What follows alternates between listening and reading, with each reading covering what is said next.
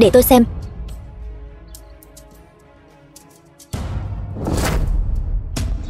Anh là ai? Là bác sĩ sao? Tôi không phải.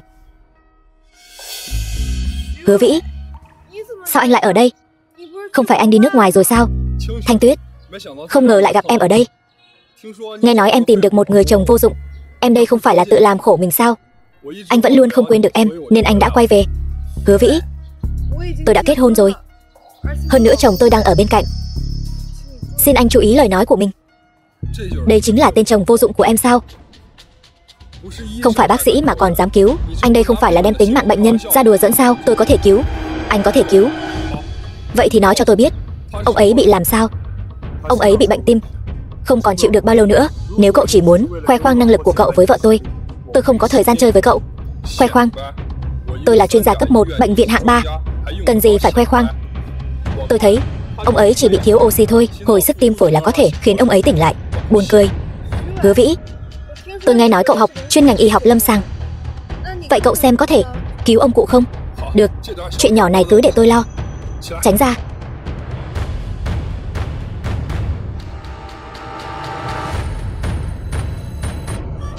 Ông, cậu làm gì ông tôi rồi? Tôi nói cho cậu biết, nếu ông tôi có mệnh hệ gì, tôi nhất định sẽ không tha cho cậu. Đại ca, anh không phải nói là có thể cứu ông ấy sao? Anh cứu ông tôi với. Anh cứu ông ấy với. Tôi không cứu được ông cô, hắn cứu được sao? Nếu hắn cứu được thì mặt trời mọc đằng Tây. Cậu im miệng. Cậu không cứu được thì đừng có cứu. Tránh ra. Cậu đây nào phải đang cứu người, rõ ràng là đang lấy mạng người. Tôi nói cho cậu biết, nếu ông cụ bây giờ có vấn đề thì không liên quan gì đến tôi. Hứa Vĩ, yên lặng chút đi. Thanh Tuyết, tôi đang nhắc nhở hắn. Hắn cái gì cũng không biết mà còn giả vờ. Nếu ông cụ này có thể tỉnh dậy, tôi sẽ ăn phân.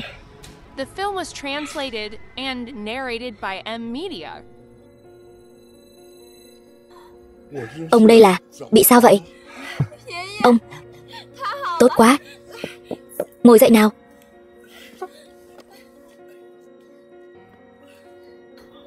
Đại ca, cảm ơn anh. Nhà họ Tần chúng tôi nhất định sẽ báo đáp anh. Anh đúng là hoa đà tái thế. Chỉ là việc nhỏ thôi. Đúng rồi, ông cô bây giờ không có vấn đề gì nữa, nhưng mà sau này phải đến bệnh viện để điều trị giai đoạn sau. Được, tôi gọi xe cấp cứu rồi. Được. Ông cụ bây giờ không sao rồi. Có cần tìm nhà vệ sinh cho anh không? Bao no luôn. Tất cả đều nhờ vào tôi điều trị lúc nãy. Ông cụ nôn ra là máu ứ. Dù sao thì tôi cũng là chuyên gia cấp 1. Chuyên gia cấp 1? Cậu là chuyên gia gì chứ? Chuyên gia cấp 1 suýt chút nữa hại ông tôi mất mạng. Thà đi công trường khuân gạch còn hơn. Ông cô không sao rồi, chúng tôi đi trước đây. Đại ca, là thế này, hôm nay tôi bận, đưa ông đi bệnh viện, không có thời gian báo đáp anh. Đây là một tấm thẻ vàng. Ở tất cả các khách sạn 5 sao trên toàn quốc đều có thể tùy ý sử dụng. Không biết ngài tên gì? Để sau này tôi báo đáp ngài. Tôi tên là Lôi Phong. Thẻ này tôi nhận, không cần báo đáp.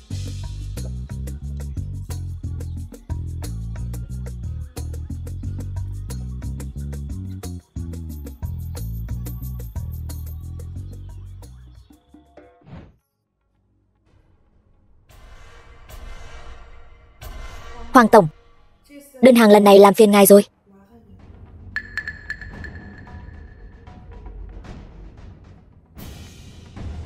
Đơn hàng lần này là bà nội cô ép tôi phải ký. Chỉ cần cô ngủ với tôi sẽ ký đơn hàng này cho cô.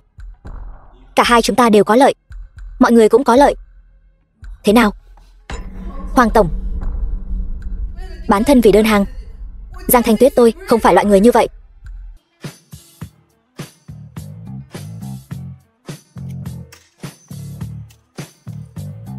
Dạo này Thanh Tuyết vất vả quá rồi.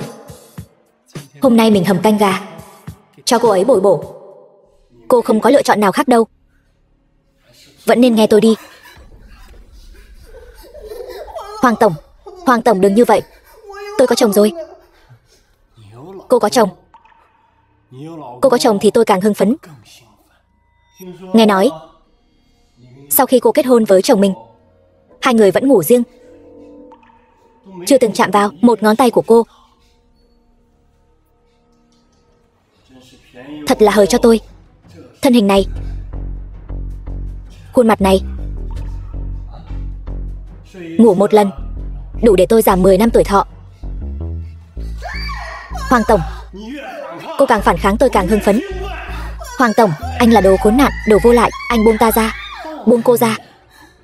Con vịt đã đến miệng này, sao tôi có thể để nó bay được? Tôi nằm mơ cũng muốn chơi cô. Hôm nay thần tiên cũng không cứu được cô. Buông cô ấy ra. Ngươi là ai? Ngươi, cút. Vợ, không sao chứ? Em không sao, Diệp Mặc.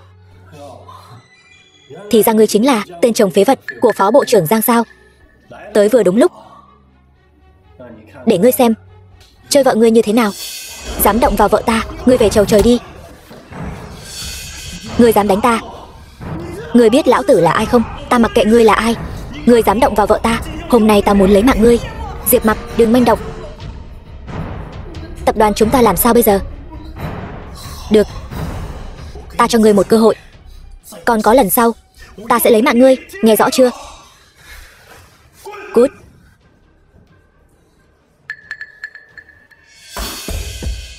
Muốn mạng Hoàng tổng? Các ngươi thật có bản lĩnh đấy. Giang Thanh Tuyết, cô đối xử với Hoàng tổng như vậy, tôi thấy cô là không muốn làm nữa rồi. Bà cụ đã hạ tử lệnh, bảo chúng ta phải đạt được hợp tác với Hoàng tổng. Các ngươi làm như vậy, đặt lợi ích của công ty ở đâu hả? Mau quỳ xuống dập đầu. Xin lỗi Hoàng tổng đi. Quỳ xuống dập đầu. Đánh gãy tay thằng nhãi này cho ta. Còn nữa, bảo vợ nó cởi hết đồ ra hầu hạ ta. Như vậy ta còn có thể cân nhắc tiếp tục hợp tác với các ngươi. Xem ra vừa rồi đánh ngươi là đánh nhẹ rồi. Vương Kiên, phế bỏ tên phế vật này cho ta. Người đâu? Phế bỏ tên phế vật này. Dừng tay. Là Hoàng tổng giở trò đồi bại với tôi trước. Diệp Mặc vì bảo vệ tôi nên mới ra tay đánh hắn. Giang Thanh Tuyết, cô thật biết diễn trò đấy. Sao cô không đi đóng phim nhỉ? Thật đáng tiếc. Còn vu khống Hoàng tổng. Hoàng tổng mà lại để ý đến cô sao? Hoàng tổng là người có thân phận gì chứ? Loại đàn bà nào mà không tìm được chứ? Tôi sẽ tính sổ với cô sau. Tránh sang một bên đi. Vợ, trốn đằng sau anh đi, kẻo lát nữa văng máu lên người em. Về nhà lại phải giặt đồ. Nói đúng lắm. Giang Thanh Tuyết, cô mau tránh ra sau đi, kẻo lát nữa máu của tên phế vật này văng lên người cô. Lúc thân mật với Hoàng tổng, phá hỏng hứng thú của Hoàng tổng thì không hay đâu. Lên cho ta.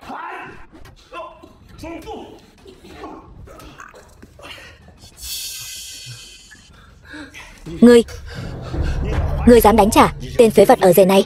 Tao thấy mày sống chán rồi. Mày vẫn chưa hiểu tình hình sao? Vừa rồi có phải mày sai người, không được đến gần phòng khách không? Là tao thì đã sao? Mày muốn đắc tội với Hoàng tổng sao? Lão phu nhân sẽ không tha cho Giang Thanh Tuyết đâu. Ngay cả mày cũng tiêu đời. Cái này không cần mày bận tâm.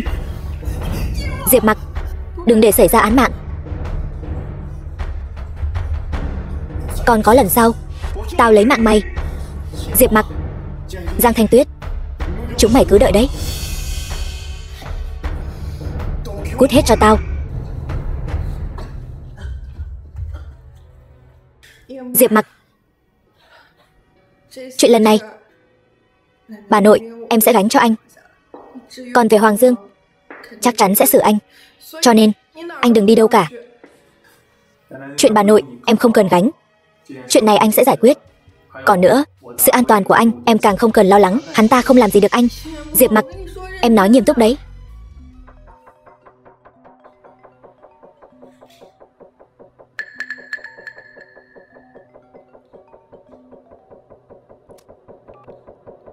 Giang Thanh Tuyết, cô gan thật đấy. Đắc tội với Hoàng tổng, cô muốn rước họa lớn vào nhà họ Giang chúng ta sao? Tôi nói cho cô biết, Giang Thanh Tuyết, Hoàng tổng đã nói, nếu muốn hắn ta và nhà họ Giang chúng ta hợp tác, cô phải đi tiếp hắn ta, rồi bảo cái tên chồng vô dụng của cô quỳ xuống xin lỗi hắn ta. Bà nội đang rất tức giận. Chuyện này nếu cô không xử lý tốt, cả nhà cô chuẩn bị cút khỏi nhà họ Giang đi. Thanh Tuyết, đừng khóc. Chuyện này anh có thể giải quyết. Diệp Mặc, ngoài nói mấy câu vô nghĩa này ra, anh còn biết làm gì nữa? Anh giải quyết được sao? Anh lấy gì mà giải quyết? Sao anh lại nhu nhược thế hả? Anh có biết em lấy anh bao nhiêu năm nay em đã chịu bao nhiêu uất ức không? Muốn em đi tiếp Hoàng Dương. Em không làm được. Nhưng nếu không hợp tác với Hoàng Dương, cả nhà chúng ta nhất định sẽ bị bà nội đuổi khỏi nhà họ Giang. Phải làm sao bây giờ? Cứ tin anh lần này. Em yên tâm, bà nội chắc chắn sẽ không đuổi chúng ta ra khỏi nhà họ Giang đâu. Thật sự được sao? Có bao giờ anh lừa em chưa? Được rồi, chúng ta về nhà thôi.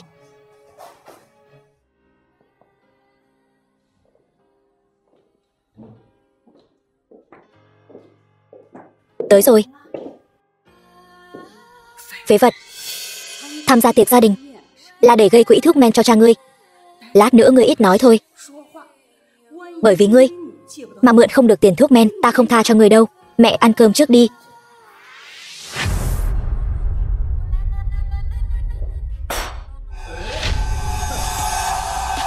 Bản thiếu gia bị trẹo chân, cần tìm cái ghế lót để lót một chút. Ngươi cút ra, đứng dựa tường đi. Một thứ như cờ hó, không xứng ăn cơm cùng chúng tôi. Giang Phi, tôn trọng em rể con một chút. Cái tên đó còn là em rể của con nữa chứ. Ăn không ngồi rồi. Chỉ là một con sâu gạo, ngươi còn xứng làm em rể ta sao? Bị sỏi thận.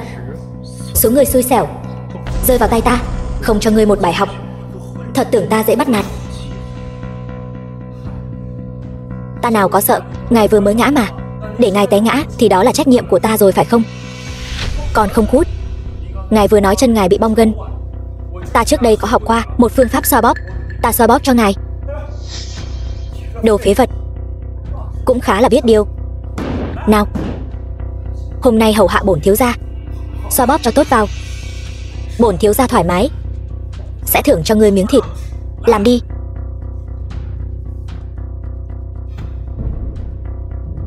Phế vật.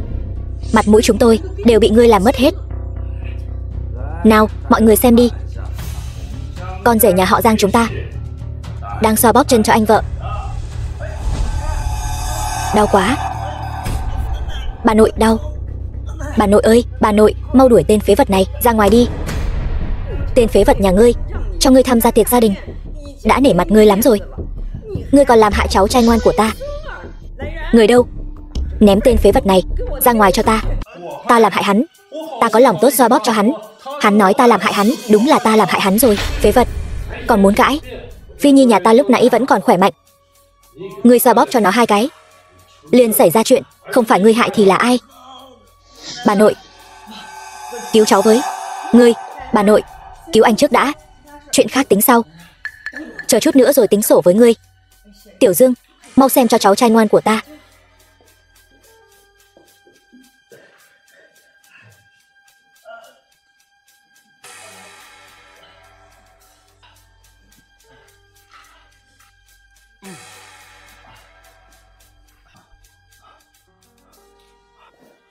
Hay cho ngươi, Diệp Mặc. Ngươi muốn hại mất mạng lão tử. Ta thấy ngươi không muốn ở lại nhà họ Giang chúng tôi nữa. Người đâu? Khiêng hắn ra ngoài cho ta. Ta xem ai dám động vào anh ấy. Dương ca, ngài chưa bao giờ nói dối. Ngài nói cho bọn họ biết, có phải ta đang hại Giang Phi không? Giang Phi là tái phát sỏi thận, không liên quan gì đến Diệp Mặc. Giang Phi, xin lỗi Diệp Mặc đi. Xin lỗi một tên phế vật. Mơ đi, đừng làm ầm ĩ nữa. Ngồi xuống ăn cơm. Vâng, bà nội.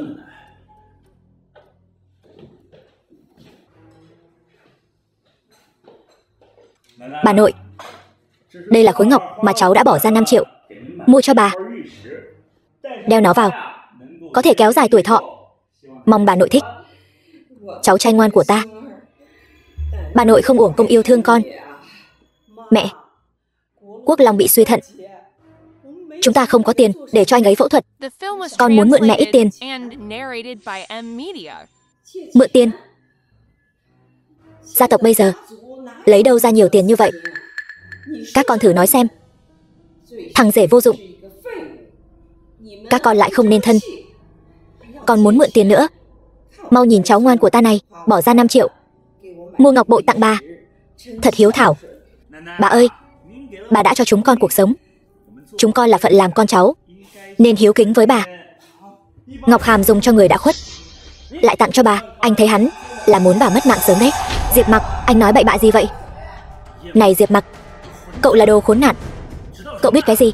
Cút ra ngoài cho tôi. Ở nhà họ Giang này tôi không muốn nhìn thấy cậu nữa. Nghe thấy chưa? Còn không mau cút.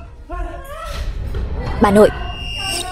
Bác sĩ Dương nhanh lên, mẹ tôi sắp không được rồi. Bà nội, bà tỉnh lại đi. Bà tỉnh lại đi mà. Bà nội. Sao rồi bác sĩ Dương? Tôi không thấy gì bất thường. Các chỉ số của bà cụ đều rất bình thường. Bà ấy không phải bị bệnh. Thứ đó là đồ người đã khuất dùng, chứa âm khí. Bà ấy là bị tà khí nhập thể rồi. Diệp Mặc, cậu bớt nói bậy đi. Cậu biết cái gì? Tránh ra.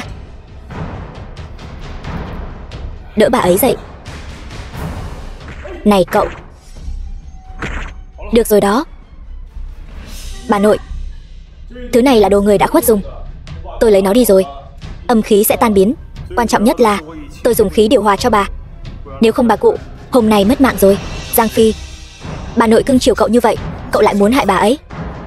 Bà nội, chuyện này con không cố ý. Thứ này là con bỏ ra 500 đồng mua ở hàng rong. Không phải 5 triệu sao? Đến giờ còn nói dối. Thôi được rồi. Phi Nhi là người thế nào? Tôi rõ nhất. Nó cũng bị người ta lừa thôi. Lỗi không phải ở nó. Lỗi không phải ở anh ấy. Bà nội, nếu không có Diệp Mặc, không biết chuyện gì đã xảy ra. Xảy ra chuyện gì chứ? Em tưởng là tên vô dụng này cứu bà nội sao? Đó là bà nội phúc lớn mạng lớn. Hơn nữa, tà khí gì đó. Toàn chuyện nhảm nhí. Anh cái gì mà anh? Giang Thanh Tuyết, anh chưa tính sổ với em lại còn đổ oan cho anh. Anh hỏi em, tập đoàn chúng ta 2 năm nay làm ăn không tốt, bảo em đi bàn hợp tác với Hoàng tổng. Em thì sao? Lại còn đánh người ta. Bàn hợp tác? Tên dê sồm đó muốn giở trò với em đánh hắn ta còn nhẹ đấy. Thanh Tuyết nói đúng. Bớt nói nhảm đi. Bà nội, cháu xin lấy nhân cách ra đảm bảo từng câu từng chữ đều đúng. Được rồi. Chuyện lần này ta tạm thời không tính sổ với con. Giang Thanh Tuyết, em đừng tưởng bà dễ nói chuyện. Chuyện này coi như xong. Anh nói cho em biết, chuyện này chúng ta chưa xong đâu. Từ hôm nay trở đi, khấu trừ 1 năm lương của em. Cút ra ngoài cho ta. Chuyện này vốn dĩ không phải lỗi của Thanh Tuyết. Đồ vô dụng. Ở đây có chỗ cho ngươi lên tiếng sao? Còn không mau cút. Muốn ta gọi bảo vệ đuổi các ngươi đi sao? Bảo vệ? Ai mà lớn giọng thế nhỉ? Trần Thúc, Diệp Mặc, chú cũng quen biết với tên vô dụng này sao? Xem ra chú cũng là đồ vô dụng. Đây là tiệc gia đình nhà họ Giang ta. Nếu biết điều thì mau cút cho ta. Ngươi bảo ta cút. Xin lỗi Trần Tổng, tôi đến muộn. Các ngươi có biết Trần Tổng là ai không? Ông ấy là người của Diệp gia Trung Châu. Nhà họ Giang các ngươi nếu không muốn phá sản thì mau xin lỗi Trần Tổng đi. Rời khỏi phòng rồi cút ra ngoài cho ta. Sao ngươi có thể đến từ Tinh Quốc được? Có đến 60% tài lực của Diệp gia. Tên vô dụng này sao có thể quen biết nhân vật lớn như vậy chứ? Trần Tổng, thành thật xin lỗi. Ta thay mặt cháu trai ta xin lỗi ngài. Xin lỗi. Chúng tôi xin phép rời đi. Bà nội, bà không cần phải đi. Xin giới thiệu với mọi người, vị này là hàng xóm hồi nhỏ của tôi, Trần Thúc. Nếu đã gặp nhau rồi thì chúng ta cùng ăn một bữa cơm đi. Thiếu gia, đây là không muốn mình trước mặt người nhà họ Giang tiết lộ thân phận của cậu ấy. Đồ vô dụng. Ngươi tưởng ngươi là ai hả? Người ta chỉ là hàng xóm của ngươi thôi. Ngươi tưởng sẽ nể mặt ngươi sao? Mọi người ngồi xuống ăn cơm đi, đợi đã Trần Thúc. Giang Phi, cả nhà các ngươi cút đi. Tôi thấy cả nhà các ngươi là ăn không vô. Đồ vô dụng, ngươi dám chó cậy gần nhà, gà cậy gần chuồng, đuổi cả nhà chúng tôi đi. Ngươi chán sống rồi sao? Dám ăn nói hỗn láo với cháu trai ta, ngươi chán sống rồi hả? Diệp Mặc, ngươi tưởng có hàng xóm ra oai lên mặt được rồi sao? Đừng quên, ngươi chỉ là con rể nhà họ Giang chúng tôi, còn ông ấy chỉ là hàng xóm thôi. Người đâu? Đưa cả nhà bọn họ ra ngoài cho ta. Mời. Diệp Mặc, chuyện hôm nay người hãy nhớ kỹ cho ta. Còn chưa đủ mất mặt xấu hổ sao? Đi.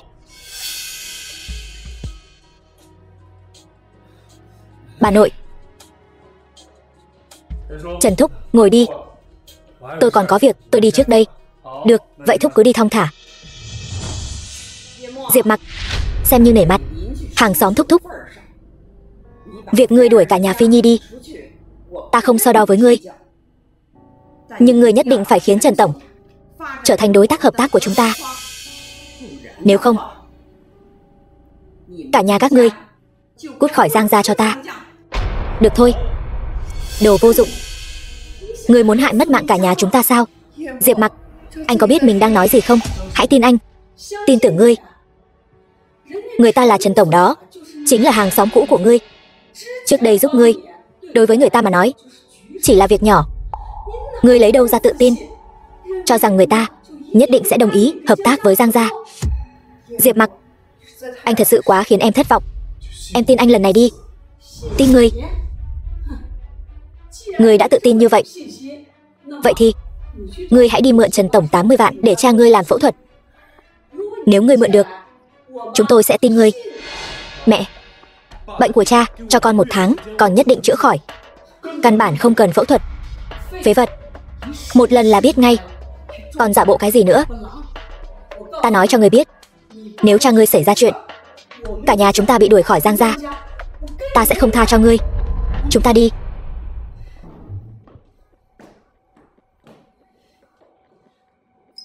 Bà nội, chuyện của Trần Tổng con sẽ tự giải quyết. Nếu không có việc gì, con xin phép đi trước.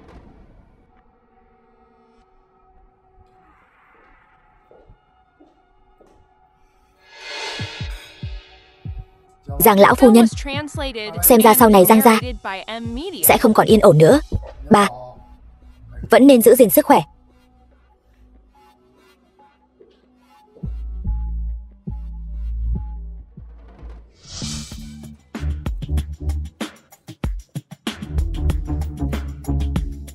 Chuyện này chắc chắn là cái thằng vô dụng Giang Phi giăng bẫy Tiểu Tuyết.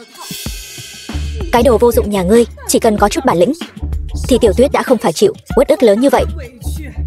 Mẹ, không sao rồi. Hôm nay may nhờ có Diệp Mặc, bà nội sẽ không trách con đâu. Con gái, con không phải đang an ủi cha mẹ đấy chứ? Cái đồ vô dụng này mà làm được gì thì mặt trời mọc đằng Tây rồi. Mẹ đừng nói nữa. Nói nữa con giận đấy. Đi.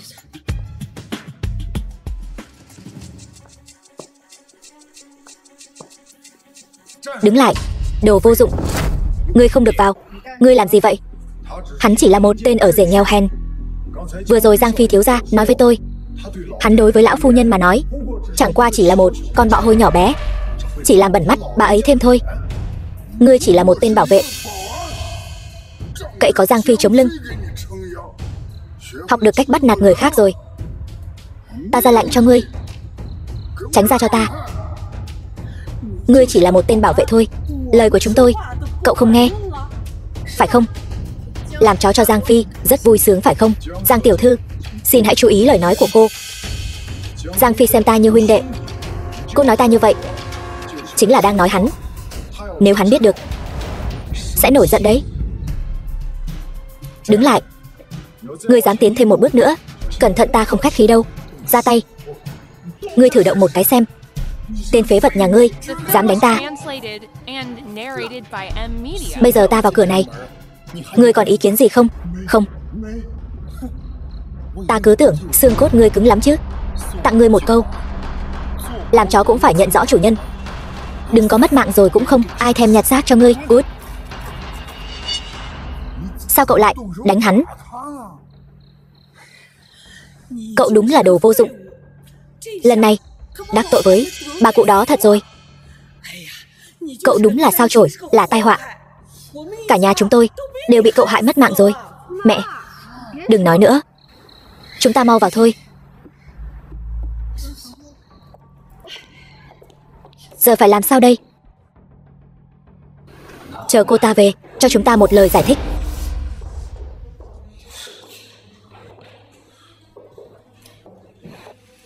Giang Thanh Tuyết, ngươi quỳ xuống cho bà.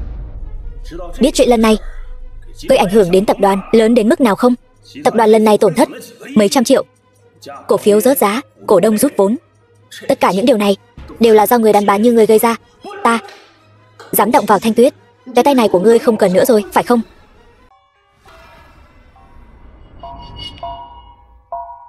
Đồ vô dụng, dám kéo tay ra. Thanh Tuyết, cho ta một lời giải thích hợp lý. Giang Thanh Tuyết, cô giải thích đi. Sao cô không giải thích nữa? Sản phẩm của chúng ta từ khi ra mắt vẫn luôn tốt, nhưng tại sao cô bán cho Lý Tổng lại xảy ra vấn đề? Có phải vì bà cưng chiều tôi, cô hận trong lòng, cô muốn đổ tội cho tôi? Tôi nói này Giang Thanh Tuyết, bà đối xử với cả nhà cô không tệ mà. Sao cô lại có thể làm ra chuyện như thế này? Giang Thanh Tuyết, tôi thấy cô chính là tội đồ của Giang gia chúng ta, đáng lẽ phải mất mạng để tạ tội. Tôi thấy kẻ đáng phải mất mạng để tạ tội là tên đàn ông này mới đúng. Ta cho ngươi một cơ hội nói ra sự thật, đừng có khóc lóc van xin khi đã quá muộn. Đầu ngươi bị lừa đá rồi sao? Đồ vô dụng nhà ngươi. Tập đoàn xảy ra chuyện lớn như vậy, tất cả đều là lỗi của Giang Thanh Tuyết, liên quan gì đến ta?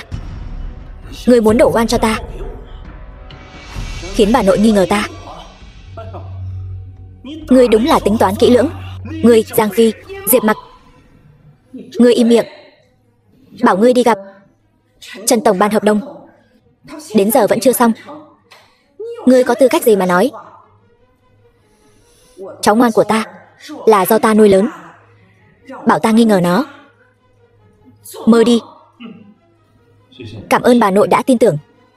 Giang Thanh Tuyết, cả nhà các ngươi hôm nay nếu không cho bà nội một lời giải thích thì cút khỏi Giang gia. Giang Phi, ta đã cho ngươi cơ hội rồi.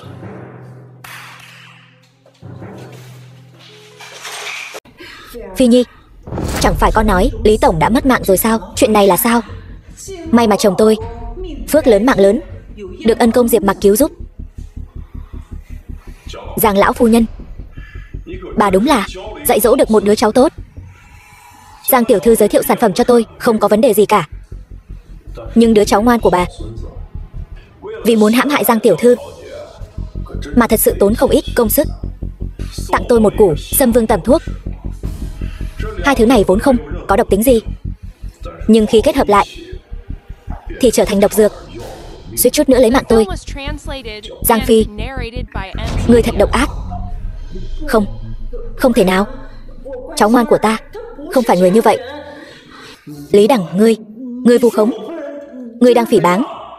Cẩn thận ta kiện ngươi. Được lắm, đồ vô dụng. Nhất định là ngươi đã mua chuộc Lý Đằng. Ngươi muốn hủy hoại chúng tôi. Được, đồ vô dụng, ngay cả người thân của mình mà cũng hãm hại. Ngươi còn là người nữa không? Diệp Mặc, ngươi thật không ra gì. Tiểu Tuyết, lát nữa con đừng có nhận tội thay hắn. Chuyện này nói thế nào đi chăng nữa cũng không liên quan gì đến con, nghe rõ chưa? Mẹ, đừng nói nữa. Hay cho ngươi, Diệp Mặc, ăn của ta, ở của ta, cuối cùng lại dùng thủ đoạn quỷ quyệt để hãm hại Giang gia. Thật là lòng lang dạ sói. Bà nội, bà đừng mắng nữa. Xem tờ xét nghiệm này đi, thứ này không thể làm giả được, có bằng chứng rõ ràng. Ta xem ngươi còn nói được gì nữa. Tờ xét nghiệm này tuyệt đối không thể để bà nội nhìn thấy, nếu không hôm nay ta tiêu đời chắc. Đồ vô dụng, làm giả tờ xét nghiệm để lừa bà nội, thật là nói bậy. Cút. Bà nội, bây giờ nhân chứng vật chứng đều có đủ. Nếu như bà vẫn còn nghi ngờ thì cứ để các cơ quan chức năng điều tra. Nhưng đến lúc đó tính chất của sự việc này đã khác rồi. Giang Phi rất có thể sẽ vì vậy mà ngồi tù mọt gông. Lý Tổng, thằng bé không hiểu chuyện. Chuyện này mong ngài, nếu lời xin lỗi có ích thì cần luật pháp để làm gì? Giang lão phu nhân, chuyện hôm nay nếu không thể cho tôi một câu trả lời thỏa đáng, tôi sẽ khiến cả nhà họ Giang của các người trả giá đắt. Bà nội, người.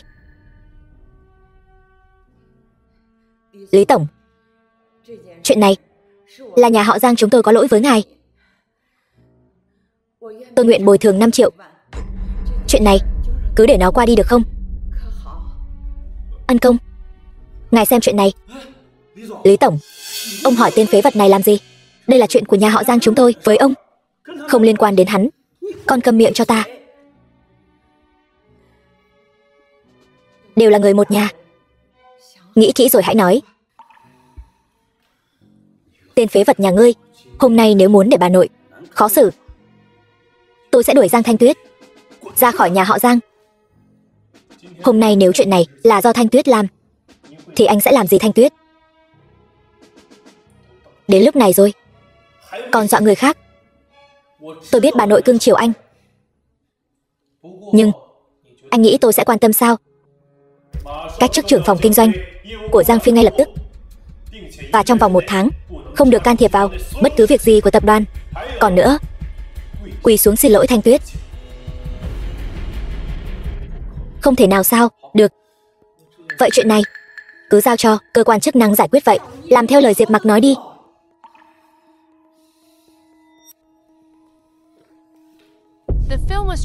Tôi sai rồi. Anh đang xin lỗi đấy sao? Đồ phế vật, mày đừng có quá đáng. Hôm nay tao cứ thích bắt nạt mày đấy. Không phục, mày có thể không xin lỗi. Đâu phải tao đi tù. Mày. Được. Thanh Tuyết, tôi sai rồi. Vẫn còn thiếu. Chưa đủ đâu, thêm nữa đi. Tôi sai rồi. Diệp Mặc, thôi đi. Đều là người một nhà. Được. Vợ tôi đã lên tiếng rồi, thì anh đứng dậy đi. Nhớ kỹ, đều là người một nhà, phải thương yêu nhau, không được tái phạm đâu đấy. Từ hôm nay trở đi, Giang Phi trong vòng 1 tháng không được tham gia vào bất cứ việc gì của tập đoàn. Giao chức vụ cho Thanh Tuyết. Bây giờ được rồi chứ? Cảm ơn bà nội sáng suốt. Nếu không còn việc gì nữa, vậy chúng tôi xin phép đi trước.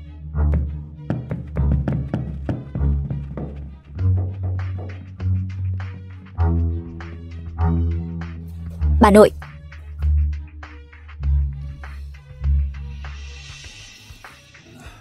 Ngồi đi. Thằng phế vật này, cứ chờ đấy. Súc sinh, quỳ xuống cho ta. Bà nội, con sai rồi. Lý do con làm vậy đều là vì Giang gia chúng ta. Giang Thanh Tuyết dù sao cũng là phận nữ nhi, cũng đã gả đi rồi. Nếu cô ta nắm giữ quyền lực của Giang gia, thì Giang gia này sẽ đổi chủ mất. Chuyện con làm, ta không trách con. Vấn đề là để thằng phế vật đó nắm được thóp, làm hỏng việc, ta mới không nhịn được nữa. Bà nội, cho con thêm một cơ hội nữa, sẽ không có lần sau nữa đâu. Đứng dậy đi. Tháng này hãy tự kiểm điểm lại bản thân. Đừng để bà nội phải dọn dẹp hậu quả cho con nữa. Dù sao sau này con còn phải kế thừa Giang gia. Lý tổng, lần này làm phiền ngài rồi. Ân công, sau này nếu có việc cần đến Lý đằng tôi sẽ xông pha lửa đạn, quyết không chối từ. Nhất định. Không cần tiễn nữa, đi thong thả. Tạm biệt.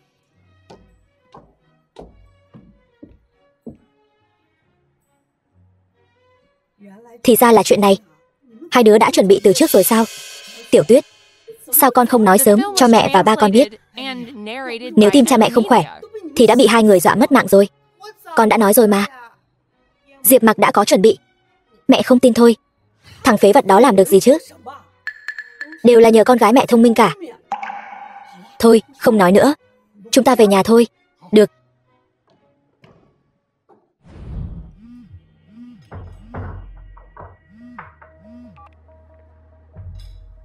Alo. Nhà máy xảy ra chuyện rồi. Hôm sau là ngày Trần Thị tập đoàn giao hàng rồi. Nhưng Giang Phi lại giở trò sau lưng, hôm sau căn bản không thể giao hàng được. Đồ vô dụng, nếu như cậu có chút bản lĩnh, Tiểu Tuyết cũng không đến nỗi bị bắt nạt thành ra thế này. Số tôi, sao lại khổ thế này? Kiếm được tấm chồng không ra gì, con gái cũng lấy phải đồ bỏ đi. Anh đi tìm Trần Thúc nói rõ tình hình, ông ấy sẽ hiểu thôi. Cậu đi tìm Trần Tổng. Vậy cậu tìm ông ấy mượn 80 vạn cho ba cậu chữa bệnh đi.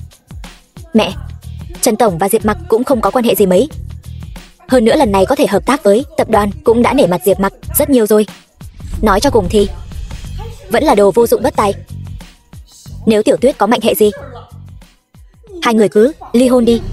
Mẹ, con sẽ không ly hôn với Diệp Mặc đâu. Tin anh đi, anh sẽ giải quyết chuyện này. Giải quyết? Cậu lấy gì mà giải quyết? Cậu thật sự nghĩ mình là con ruột của người ta sao? Alo, Trần Thúc. Thúc đang ở đâu vậy? Tôi cũng đang ở đây. Vậy thì được, vừa hay tôi có chút việc muốn nói với Thúc. Vậy Thúc qua tìm tôi phải không? Được, tôi đợi Thúc ở đây. Nói cứ như thật ấy. Trần Tổng là người như thế nào? Cậu là ai chứ? Ông ấy thật sự sẽ đến sao? Vâng, Trần Tổng vừa hay đang ở đây. Đợi ông ấy đến, em nói rõ mọi chuyện với ông ấy sẽ hiểu thôi.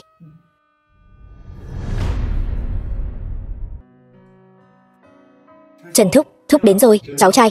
Có chuyện gì vậy? Chuyện cụ thể thì để vợ tôi nói với Thúc vậy.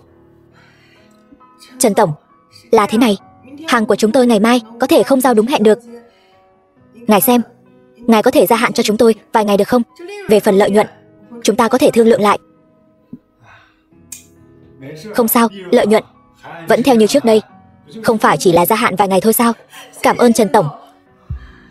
Trần Tổng, thật là sáng suốt. Cả nhà chúng tôi vô cùng cảm kích.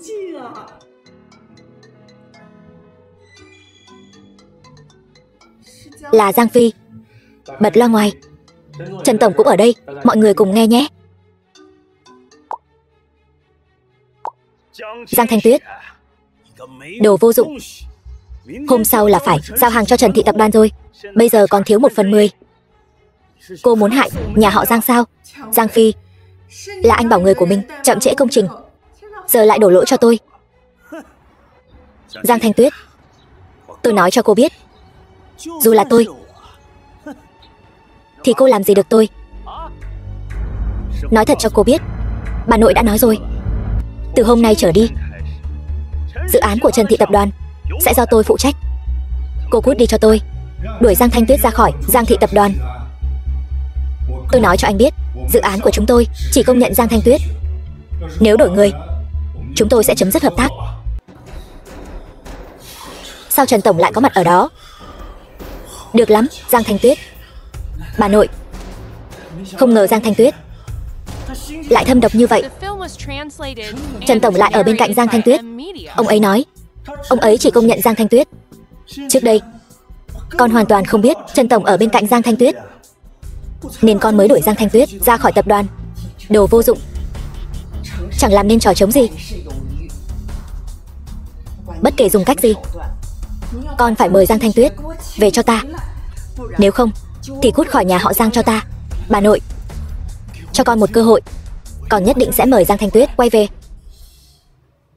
Làm vậy có phải không ổn lắm không? Thằng Giang Phi vô dụng đó sẽ tự đến cầu xin Tiểu Tuyết quay về. Bọn họ không còn lựa chọn nào khác. Đồ vô dụng, mày biết cái gì? Bà già đó cưng chiều thằng vô dụng đó như vàng như ngọc. Chúng ta dựa vào Trần Tổng để uy hiếp bọn họ. Bọn họ chắc chắn sẽ không đến đâu. Họ sẽ đến. Mơ tưởng hão huyền. Nếu bọn họ đến, tôi sẽ viết ngược chữ vương của mình. Anh đi mở cửa.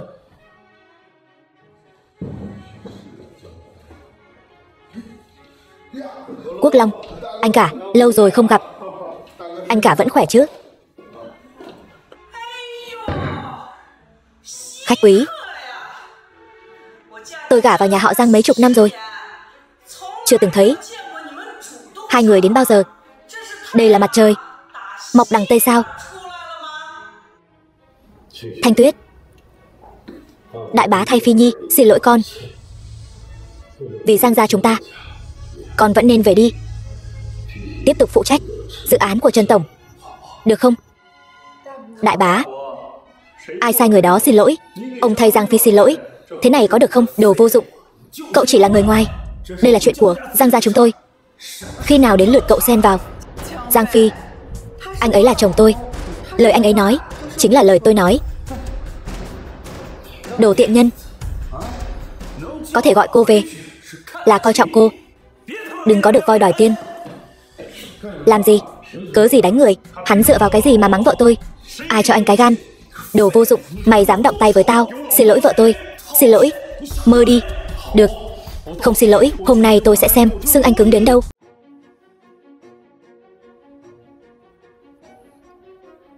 Xin lỗi. Hảo hán không sợ thiệt trước mắt. Xin lỗi.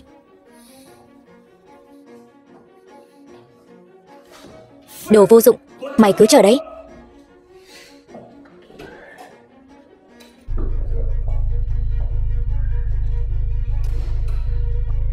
Đánh người sướng lắm sao? Mày chỉ là đồ vô dụng. Hôm nay anh đối xử với họ như vậy, về nhà hắn sẽ mách với bà cụ. Thế này thì hay rồi. Cả nhà chúng ta đều sẽ bị đuổi khỏi Giang gia. Bà nội, tên vô dụng Diệp Mặc kia đã đánh chúng con. Hắn căn bản không cho chúng con cơ hội nói chuyện. Bà nội, lần này bà nhất định phải làm chủ cho cháu.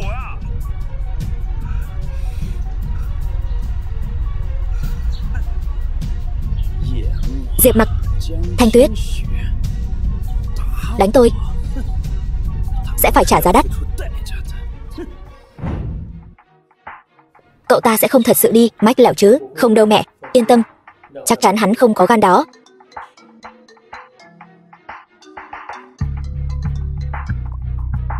The film was Alo. translated and narrated by M-Media. Được. Tiểu Tuyết, điện thoại của ai vậy?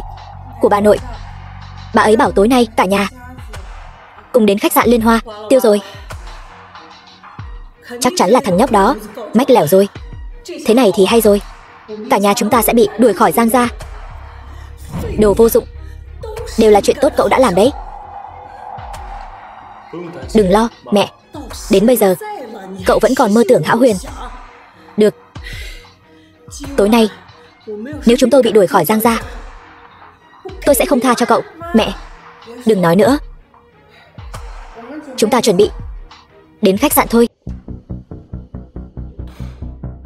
Giang Thanh Tuyết, cô chuẩn bị cút khỏi Giang gia cho tôi. Đánh tôi, đây là cái giá mà ngươi phải trả. Phi Nhi im miệng. Bà nội, bà làm gì vậy? Bác sĩ nói bà không được uống rượu. Ly rượu này ta nhất định phải uống. Ai cũng không cản được ta. Giang Thanh Tuyết, đồ vô dụng. Xem cô đã làm chuyện tốt gì kia. Cô làm bà tức giận đến mức nào rồi? Im miệng cho ta. Tuyết Nhi, ta lấy danh nghĩa nhà họ Giang mời con về. Hãy nể mặt bà. Bà nội bà chẳng phải đã nói sẽ làm chủ cho con sao? Đồ nghịch tử, lắm lời nữa thì cút khỏi nhà họ Giang cho ta. Bà nói xuông. Chỉ muốn Thanh Tuyết quay về. Ta không đồng ý. Việc đi ở của Thanh Tuyết chẳng qua chỉ là một câu nói của bà. Tôi không tin bà. Đồ vô dụng. Ngươi là cái thá gì mà dám nói chuyện với bà như vậy? Im miệng. Vậy ngươi muốn thế nào? Ký với Thanh Tuyết một bản thỏa thuận. Dù bất cứ chuyện gì xảy ra, bà cũng sẽ không đuổi nhà Thanh Tuyết ra khỏi nhà họ Giang. Ngươi nằm mơ giữa ban ngày. Vậy nếu ta không đồng ý thì sao? Không ký, Thanh Tuyết sẽ không chịu trách nhiệm dự án của Trần tổng. Thanh Tuyết, chúng ta đi. Đồ vô dụng. Ngươi như vậy sẽ hại mất mạng cả nhà chúng ta. Được, chúng ta đi. Muốn ép bà? Ngươi tưởng bà sợ ngươi sao? Cút ngay. Được, ta đồng ý. Bà ơi, người bị lẫn rồi. Đồ khốn. sẽ có ngày các ngươi đẹp mặt. Thanh Tuyết, làm tốt vào, đừng làm ta thất vọng. Bà, con sẽ cố gắng. Đi thôi. Bà cuối cùng cũng chịu ký rồi. Thật tốt.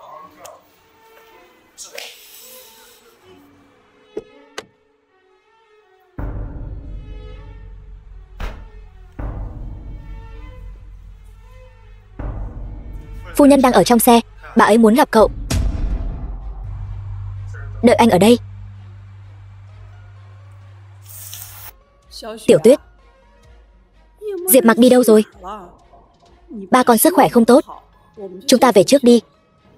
Vậy hai người về trước đi. The film was translated and narrated by M-Media. Bà bảo Trần Thúc giúp ta. Ta rất biết ơn. Chỉ vậy mà muốn ta quay về sao? Không thể nào. Bỏ ngay cái suy nghĩ đó đi. Mặc Nhi, con hiểu lầm rồi. Mẹ chỉ là nhớ con, muốn nói chuyện với con thôi. Mẹ biết mình sai rồi. Nhớ ta thì chi bằng cho ta ít tiền tiêu xài. Còn việc gì nữa không? Không có việc gì thì ta đi đây.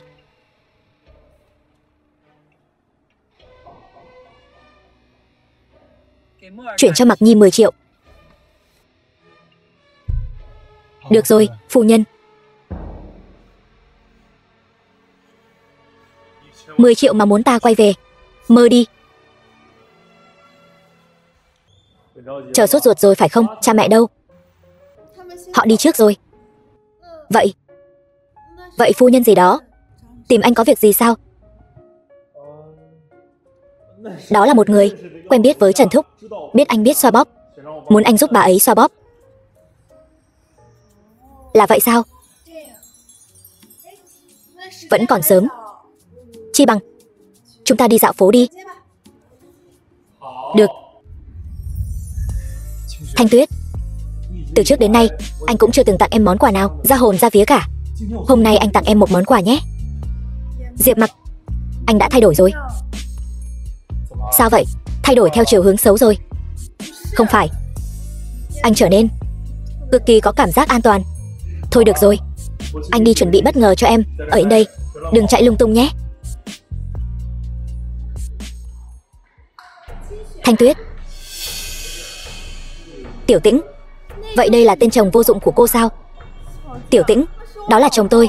Xin cô tôn trọng một chút. Được, chúng ta cũng lâu rồi không gặp nhau. Cùng nhau đi dạo đi. Tôi còn phải đợi chồng tôi nữa. Cô nhắn cho anh ta là được rồi. Đi. Tiểu Tĩnh, sao cô lại đưa tôi đến đây? Có người muốn gặp cô nên đã cầu xin đến tôi. Thanh Tuyết, trùng hợp quá. Chuyên gia Hứa đến rồi. Thanh Tuyết, tôi nói cho cô biết nhé, chuyên gia Hứa bây giờ chính là bác sĩ chuyên khoa cấp 1 của bệnh viện hạng 3. Người thì đẹp trai, lại giàu có. Hơn nữa, anh ấy vẫn luôn yêu cô sâu đậm. Tôi nghĩ cô có thể cân nhắc một chút. Tiểu Tĩnh, trò đùa này chẳng buồn cười chút nào. Thanh Tuyết, tôi không đùa đâu. Tên chồng vô dụng của cô sao? Đừng nói là xe 100 vạn, xe 50 vạn còn chẳng mua nổi cho cô. Hắn ta chẳng xứng với cô chút nào.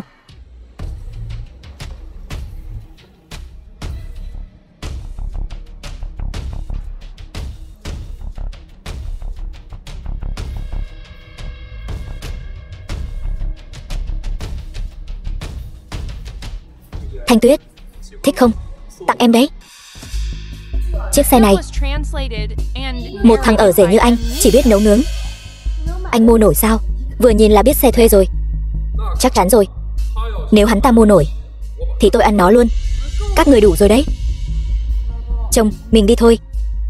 Đợi đã. Muốn ăn xe của tôi? E rằng anh không có tư cách đó đâu. Thanh Tuyết, em thích món quà này chứ? Đây. Đi thôi, mình về nhà. Sau này ít chơi với mấy kẻ hám lợi đó đi. Em sẽ hư theo mất. Đi thôi.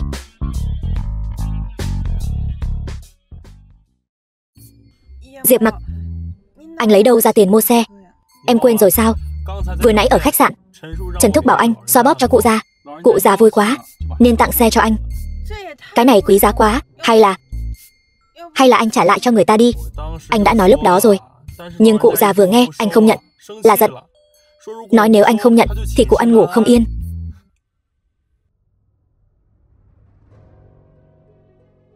Mau nhìn kìa, có phải tụi nó không? Vợ ơi, đi thôi. Qua đó nghe tôi nói. Đi nào. Chiếc xe đó vừa nhìn là biết mới mua. Thật đáng ghét. Có tiền mua xe mà không có tiền chữa bệnh cho bố. Xem tôi xử lý nó thế nào. Chuyện này bà vẫn chưa làm rõ. Biết đâu chưa chắc đã là xe mua. Mẹ, chúng con về rồi. Tiểu Tuyết, cái xe đó là sao? Mới mua. Được lắm, con bé này. Con mới nhận dự án được mấy ngày mà dám dùng tiền của công ty đi mua cái xe xịn như vậy. Không phải con tự chuốc lấy phiền phức sao? Đầu óc bị lừa đá sao? Mẹ, xe đó không phải con mua, là Diệp Mặc mua. Nó mà mua nổ xe thì mẹ viết ngược chữ Vương. Mấy năm nay cậu không đi làm, đến cái quần lót của cậu cũng là con gái tôi bỏ tiền mua cho cậu. Có phải Trần thúc cho con không? Hay lắm, đồ vong ân bội nghĩa. Nhận được tiền không lo chữa bệnh cho bố mày, không nói hai lời đã đi mua cái xe mới đó. Mẹ, không phải, xe nhà mình cũng sắp hỏng rồi. Diệp Mặc cũng nghĩ cho con mà. Hơn nữa anh ấy cũng không tốn tiền. Con bé này, mày tưởng mẹ bị lẫn sao? Xe đó không phải mua thì là được tặng sao? Đi bán cái xe đó cho mẹ. Không bán. Đồ vô dụng, mày muốn làm phản sao? Diệp Mặc, hay là cứ nghe mẹ đi. Đây là quà anh chuẩn bị cho em. Cái nhà này lão nương còn chưa mất thì còn chưa đến lượt cái đồ vô dụng này làm chủ. Mẹ, xem điện thoại này. 80 vạn. Con luôn nhớ bệnh của bố. Bệnh của bố con có thể chữa được, nhưng cần thời gian. Số tiền này là con mượn Trần thúc cho bố đi chữa bệnh trước. Không đủ thì con sẽ nghĩ cách. Coi như cậu còn có lương tâm. Vậy mẹ còn bán xe không? Bán cái gì mà bán? Tao với bố mày còn chưa được đi cái xe xịn như vậy. Chiếc xe này hai ông bà già lái mấy hôm. Chiếc xe cả tàng ở nhà, hai người cứ lái trước đi. Mẹ, chiếc xe này là của Diệp Mặc, mẹ không thể như vậy. Cái gì mà của cậu ấy hay của con? Của cậu ấy chẳng phải là của nhà mình sao? Chìa khóa. Hoàng tổng,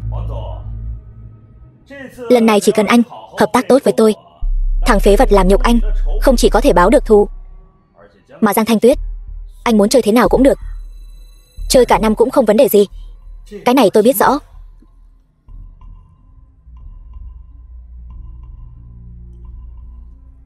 Chốc nữa Giang Thanh Tuyết đến rồi, mọi người cứ vui vẻ náo nhiệt.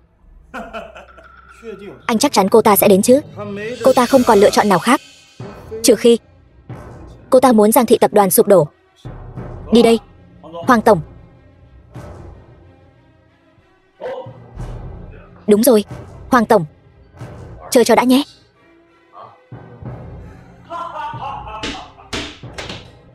Mỹ nhân, hôm nay tôi nhất định sẽ giày vò cô cho đã. Cục cưng, đừng vội. Anh đến đây.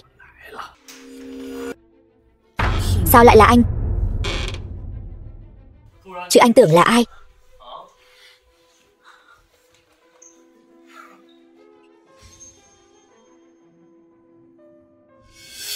Anh chơi cũng khá đấy. Thằng phế vật, mày dám đánh tao? Mày có biết chuyện này nghiêm trọng đến mức nào không? Nghiêm trọng thế nào? Nói thử xem. Biết điều thì bảo vợ mày đến ngủ với tao. Thằng phế vật, quỳ xuống cho tao. Như vậy tao còn có thể cân nhắc tha cho Giang gia. Nếu không, Giang gia cứ chờ tiêu đời đi. Người trông xấu xí, nghĩ cũng đẹp lắm, để vợ ta ngủ với ngươi. Ta quỳ xuống trước mặt ngươi. Ngươi nghĩ ta quan tâm sinh tử nhà họ Giang sao? Ngươi muốn làm gì? Ngươi còn muốn chơi vợ ta? Ngươi nói xem ta muốn làm gì? Ta tặng ngươi một câu: rồng có vảy ngược, chạm vào ắt mất mạng. Hôm nay ta muốn mạng ngươi. Đại ca, ta sai rồi, đại ca, ngài tha cho ta đi, đại ca. The film was translated and narrated by M Media. Được. Nhưng ta nói một câu, ngươi phải ghi âm với ta một câu. Nghe rõ chưa? Ngài nói Hoàng Dương ta dục vọng làm mờ mắt, bất chấp thủ đoạn, khiến tất cả đối tác của Giang thị tập đoàn rút vốn. Vì thế đã uy hiếp Giang Thanh Tuyết ngủ với ta. Nói Hoàng Dương ta sống không bằng chó lợn, dục vọng làm mờ mắt, bất chấp thủ đoạn, khiến tất cả đối tác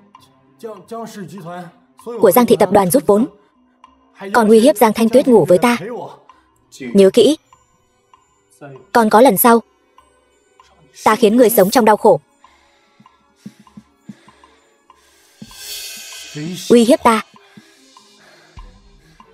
quay video thì tưởng ta có thể tha cho các ngươi.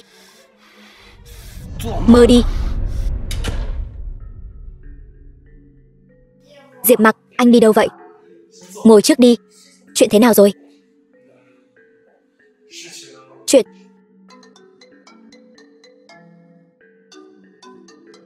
Giang Phi bật loa ngoài. Giang Thanh Tuyết, cái đồ vô dụng.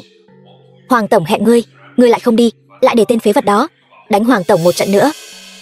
Ngươi muốn hại mất mạng nhà họ Giang chúng ta sao? Ta. Ngươi cái gì mà ngươi? Hoàng tổng bây giờ đã khiến 3/5 đối tác ngừng hợp tác với chúng ta rồi. Bà nội đang đợi lời giải thích của ngươi đấy.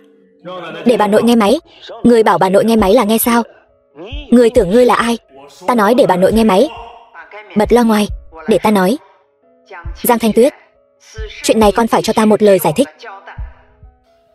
Nói với bà nội, chuyện này tối nay có thể giải quyết. Sao anh lại đánh người ta nữa rồi? Tối nay giải quyết là sao? Anh bảo em làm sao tin anh đây? Thanh Tuyết, tin anh đi.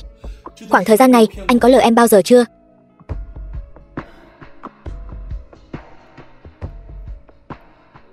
Alo, bà nội.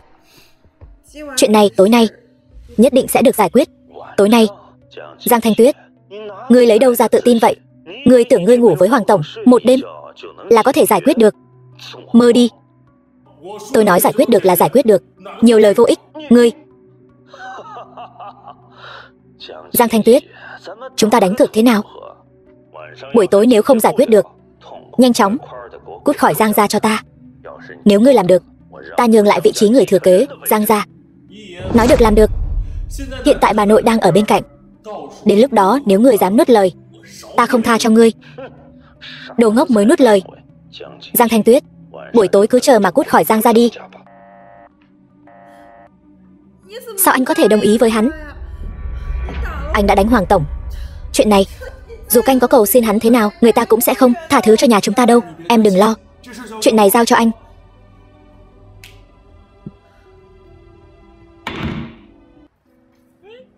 Trần Thúc, thiếu gia, cậu định đi đâu vậy? Tôi đang định tìm Thúc. Trùng hợp quá, tôi tìm cậu cũng có chút việc. Vậy Thúc nói trước đi. Thiếu gia, hiện tại Diệp gia thật sự rất cần cậu.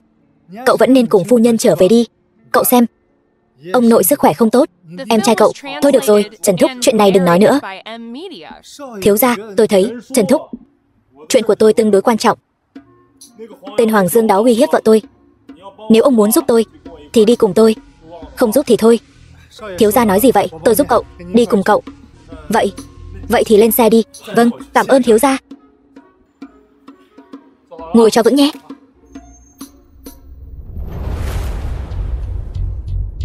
Thằng danh con nào đây? Biết điều thì mau cút ra ngoài cho ta. Nếu không đợi ta ra tay thì ngươi đừng hòng nằm viện. Nửa tháng mà ra được đâu. Ngươi chắc chắn muốn cản ta. Ta sợ quá đi mất. Hai vị không phải là con trai của chủ tịch đấy chứ? Giả vờ trước mặt ta sao? Biết điều thì cút xéo. Bảo vệ. Người đâu? Có người gây rối. Sao anh vào được đây? Người đâu? Nếu anh làm những chuyện ghê tởm đó không sợ người của anh đều biết, vậy thì để họ vào đây. Anh muốn thế nào? Tôi đã cho anh cơ hội rồi. Tôi không làm gì cả. Anh tưởng tôi tìm anh trước đây, đánh anh một trận rồi quay video lại là xong chuyện sao? Tôi thật ra chỉ muốn xem Giang Phi có tham gia chuyện đó không thôi. Không ngờ anh lại không biết điều, khiến tôi rất thất vọng. Khiến anh rất thất vọng. Anh tưởng Trần Bình chống lưng cho anh là có thể cứu Giang ra được sao? Rồng mạnh không đè được rắn địa phương. Không hiểu sao. Ra tay. Để ta xem thằng nhãi này cứng miệng đến mức nào. Ra tay. Các ngươi đúng là làm ta nực cười. Thâu tóm sản nghiệp của ta, khiến đối tác của ta chấm dứt hợp tác với chúng tôi. Trần Bình, người họ Trần, không họ Diệp ở Trung Châu. Cái gì? Tất cả hợp đồng của công ty chúng ta đều bị cắt đứt. Lão gia cũng tức đến mức nhập viện. Ngươi, sao có thể? Nếu hắn chỉ là Trần Bình thì hắn tất nhiên không làm được. Hắn là người của Diệp gia Trung Châu, còn ta là người của Diệp gia Trung Châu, là người thừa kế duy nhất. Ngươi là người của Diệp gia Trung Châu, là người thừa kế duy nhất. Không thể nào. Ngươi rõ ràng chỉ là một tên ở rể.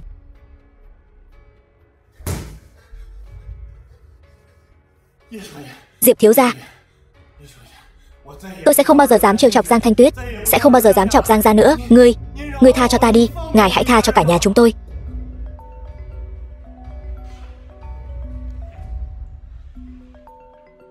Nghe máy. Bật loa ngoài. Ghi âm. Hoàng tổng, trước tối nay, dù có chuyện gì xảy ra, cũng đừng để những đối tác đó hợp tác với Giang gia chúng tôi. Qua hết đêm nay, người muốn lấy mạng Diệp Mặc hay ngủ với Giang Thanh Tuyết đều có thể thỏa mãn ngươi. Được. Nhớ kỹ, đừng để bất cứ ai biết thân phận của ta, nếu không hậu quả ngươi biết đấy. Được.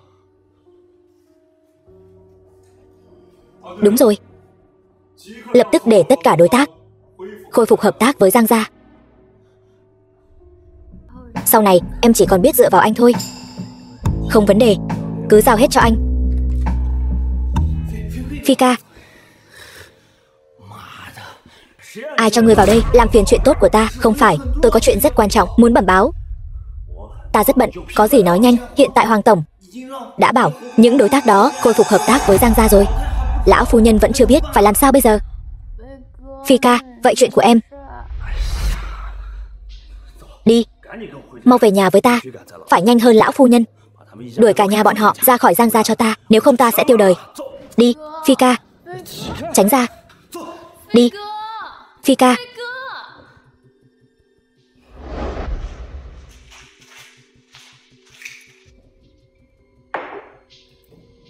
Bà nội,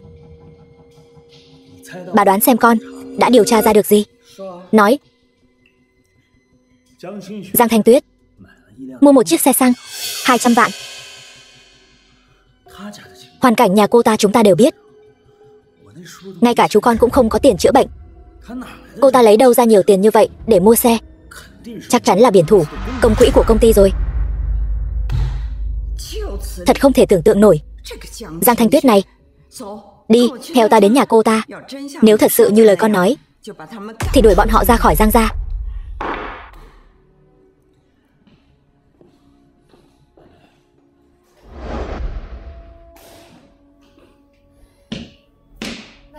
Bà nội, sao bà đến mà không báo trước một tiếng?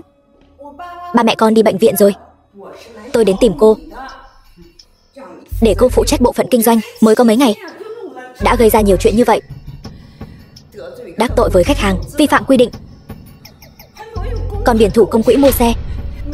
Trong lòng cô còn có tôi không? Bà nội, cháu không có. Không có. Giang Thanh Tuyết, cô tưởng chúng tôi ngu ngốc sao?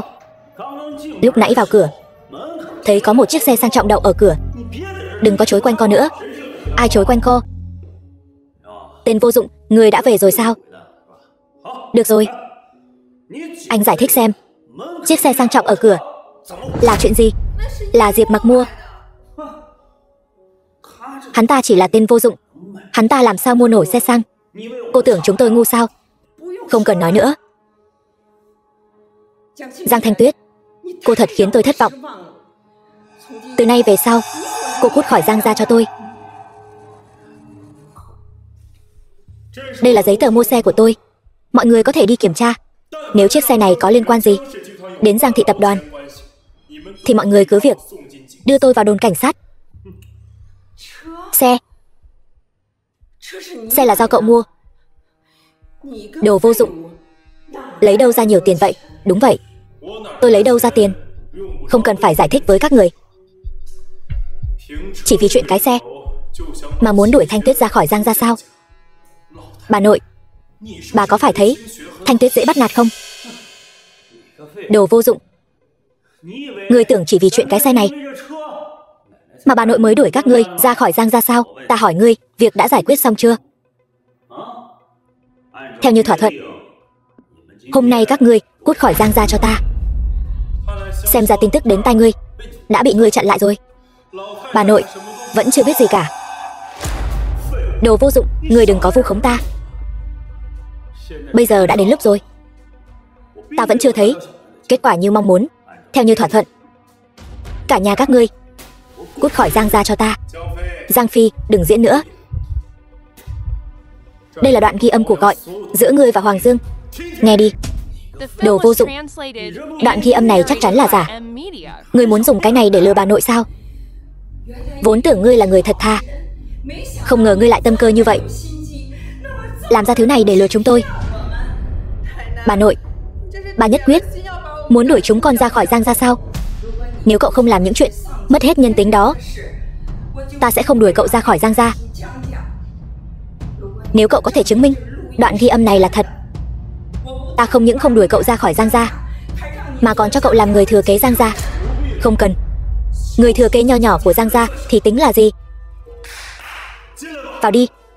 Bà muốn chứng minh thì tôi sẽ chứng minh.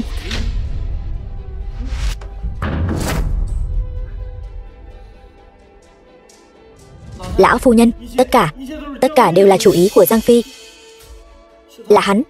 Là hắn sợ Giang Thanh Tuyết cướp mất vị trí người thừa kế, bảo ta uy hiếp cô ấy, còn bảo ta ngủ với cô ấy, còn bảo ta đuổi cô ấy ra khỏi Giang gia. Tên khốn, người câm miệng. Con sai rồi. Tất cả những gì con làm đều là vì Giang gia. Đừng đuổi con ra ngoài. Bà nội. Vợ, anh xin lỗi. Có chuyện anh vẫn luôn giấu em. Hôm nay anh có thể nói cho em biết rồi.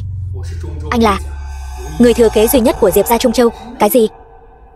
Cậu là người thừa kế duy nhất của Diệp gia Trung Châu? Đúng vậy. Thiếu gia chính là người thừa kế duy nhất của Diệp gia Trung Châu. Cái gì? Tên phế vật nhà ngươi là người thừa kế duy nhất của Diệp gia Trung Châu? Vậy ta còn là tổng thống Tiên Quốc nữa đấy. Đồ ngu. Câm miệng cho ta.